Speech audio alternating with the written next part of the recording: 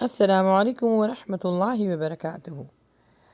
Programme نماز محمدی آپ کی خدمت میں لے کے حاضر ہوئے ہیں۔ آج جن ٹاپکس پہ ہم بات کریں گے وہ بھی ہمیشہ کی طرح اور ویڈیوز کی طرح بہت امپورٹنٹ ہیں، ان کو جاننا بھی بہت ضروری ہے۔ جیسے کہ آپ لوگ جانتے ہیں کہ ہم نے ایک پورا سیشن شروع کیا ہوا ہے جس کے اندر ہم آپ کو نماز کی اہمیت، نماز کیسی پڑھنی چاہیے، نماز میں طہارت کیسی ہونی چاہیے، نماز میں لباس، قیام، سجود، رکوع سب بتایا ہے۔ تو آج انشاءاللہ جن ٹاپکس پہ ہم بات کریں گے وہ ہے خشوع اور خضوع، نماز کی کتنی رکعتیں ہیں، تجوید کے ساتھ نماز پڑھنا کتنا ضروری ہے، اور نماز کا جب وقت شروع ہوگا تبھی ہمیں نماز ادا کرنی ہے۔ تو اس ویڈیو کو آخر تک ضرور دیکھیے گا، اور اس سے جو پہلی والی ویڈیوز ہیں وہ ہمارے یوٹیوب چینل پہ اپلوڈ کر دی گئی ہیں، ان کو بھی آپ لوگ ضرور دیکھ لیجیے گا، کیونکہ پھر آپ کو ایک تسلسل سمجھ میں آئے گا، کیونکہ یہ پارٹ 8 ہے، اس سے پہلے پارٹ 7 اپلوڈ کر دیے گئے ہیں، ان کو ضرور دیکھ لیجیے گا۔ Welcome to the Rahman academy, میرا نام تانیہ مجیب ہے۔ تو آئیے شروع کرتے ہیں۔ نماز میں ہم خشوع اور خضوع کیسے پیدا کر سکتے ہیں اور اس کا مطلب کیا ہے؟ خشوع اور خضوع کے لغوی معنی ہیں سکون، اطمینان، عاجزی، انکساری، اخلاص، یکسوئی، ذکر، غور و فکر، اعتدال، جھکاؤ کا ہونا، جھکا ہوا ہونا، آواز کا پست ہونا، آنکھوں کا جھکا ہونا۔ جب خشوع اور خضوع کے ساتھ نماز پڑھی جاتی ہے تو دل میں رقت طاری ہو جاتی ہے۔ بعض اوقات اللہ کے خوف سے انسان کی آنکھوں سے آنسو جاری ہو جاتے ہیں۔ اللہ سبحانہ و تعالیٰ نے ایسے خاشعین کے لیے یعنی ڈرنے والوں کا تذکرہ ارشاد کیا ہے قرآن مجید میں، سورہ مؤمنون میں، قد افلح المؤمنون الذین هم فی صلاتہم خاشعون، یقیناً ان مومنوں نے فلاح پائی جو اپنی نمازوں میں خشوع اور خضوع اختیار کرتے تھے۔ جب نمازی خشوع اور خضوع اختیار نہیں کر سکتا تو یقیناً اس کے اوپر یہ نماز بھاری گزرتی ہے، اس کو سکون نہیں ملتا۔ اسی وجہ سے اللہ کے نبی صلی اللہ علیہ وسلم نے فرمایا ہے کہ جو اچھی طرح وضو کرے اور پھر اذان سنے، اقامہ پڑھے، اذان کا جواب دے اور اطمینان سے نماز کو ادا کرے، وہی اللہ سبحانہ و تعالیٰ سے ڈرنے والے ہیں، وہی فلاح پانے والے ہیں۔ عاجزی اور انکساری کا مطلب یہ ہے کہ اللہ سبحانہ و تعالیٰ کے سامنے بہت خاموشی سے اور محبت سے اللہ کو پکارنا۔ پھر یکسوئی کا مطلب ہے کٹ جانا، یعنی جب آپ نماز کے لیے کھڑے ہوتے ہیں تو دنیا کے ساری فکر کو اپنے پیچھے چھوڑ کر صرف اور صرف اللہ کی طرف متوجہ ہوئیے۔ اعتدال کا مطلب ہے کہ نمازی کے جو رکوع ہیں، سجود ہیں، قیام، جلسہ، جتنے بھی اراکین ہیں ان کو بہت اطمینان کے ساتھ ادا کرے۔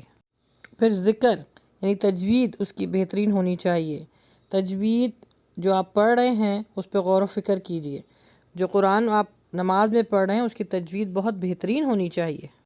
تجوید سے نماز اور قرآن کو پڑھنا بہت ضروری ہے، یہ فرض عین ہے جو ہم سب پہ ضروری ہے، ہم سب پہ لازم ہے۔ میں اس کی مثال آپ کو اس طرح دیتی ہوں کہ میں اردو میں آپ سے بات کروں یا آپ کی لینگویج میں بات کروں اور اس کو بگاڑ دوں تو آپ کو غصہ آئے گا یا پیار آئے گا؟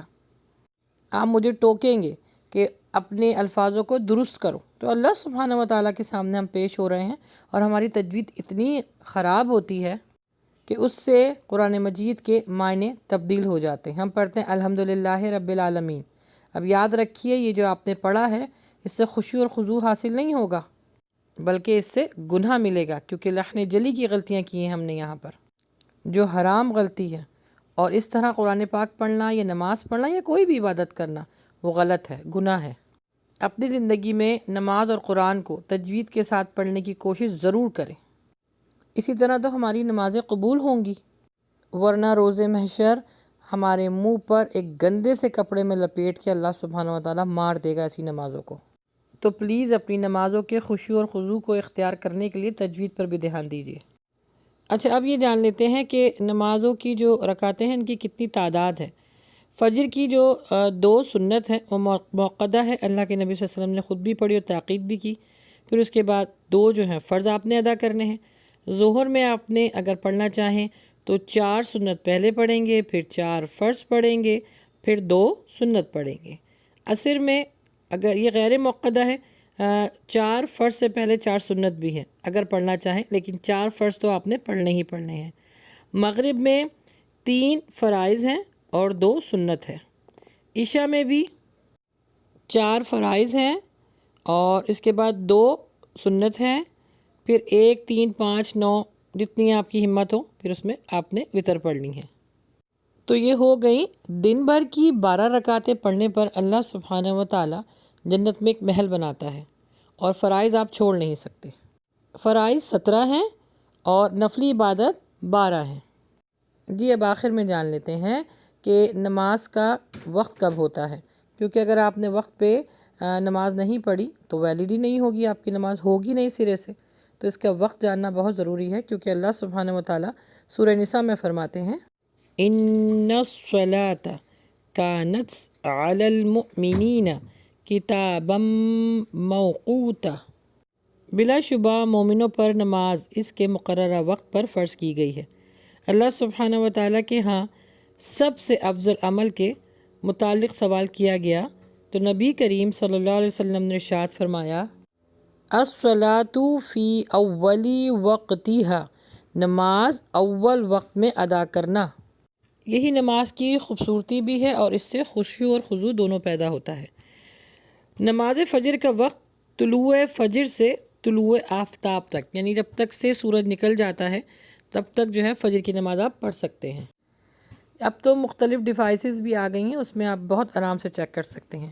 اچھا، ظہر کا وقت، نماز ظہر کا وقت سورج کے زوال سے لے کر آدمی کا سایہ اس کے قد کے مطابق ہو جانے تک، کیونکہ اس زمانے میں کوئی گھڑیاں تو تھی نہیں، کوئی ڈیوائسز تو تھے نہیں، تو لوگ ستاروں سے، سورج سے، اپنے قد سے، دھوپ سے، اس طرح کر کے جو ہے وہ نماز کے اوقات پہچانا کرتے تھے۔ اور اس میں صحیح بخاری میں اللہ کے نبی صلی اللہ علیہ وسلم نے فرمایا کہ شدید گرمی کے موسم میں ظہر کی جو نماز ہے ذرا ٹھنڈے وقت ادا کرنی چاہیے، کیونکہ زوال کے بعد یعنی جب سورج بہت اپنے آب و تاب پر ہوتا ہے، بہت سخت دھوپ ہوتی ہے، تو اس وقت گرمی کی شدت ذرا زیادہ ہوتی ہے۔ تو اللہ کے نبی صلی اللہ علیہ وسلم نے فرمایا کہ تھوڑا سا ٹھنڈا کر کے ظہر کی نماز کو ادا کرو، یہ نہیں کہ آپ بالکل قضا کر دیں، تھوڑا سا بالکل جب دھوپ میں تھوڑی سی نرمی آ جائے۔ ظہر کا وقت اس وقت سے شروع ہوتا ہے جب سورج ڈھل جاتا ہے اور اس وقت تک رہتا ہے جب آدمی کا سایہ اس کے جسم کے برابر ہو جاتا ہے، جب تک کہ عصر کا وقت نہ ہو جائے، اور عصر کا وقت اس وقت تک رہتا ہے کہ سورج زرد نہ ہو جائے۔ اللہ کے نبی صلی اللہ علیہ وسلم سے مروی ہے کہ عصر کی نماز ادا انہوں نے کی اور اس وقت سورج بالکل صاف ستھرا تھا، اس میں ذرا بھی زردی نہ ملی ہوئی تھی اور وہ بلند و بالا تھا۔ نماز عصر کو بلا وجہ لیٹ پڑھنا نفاق کی علامت ہے۔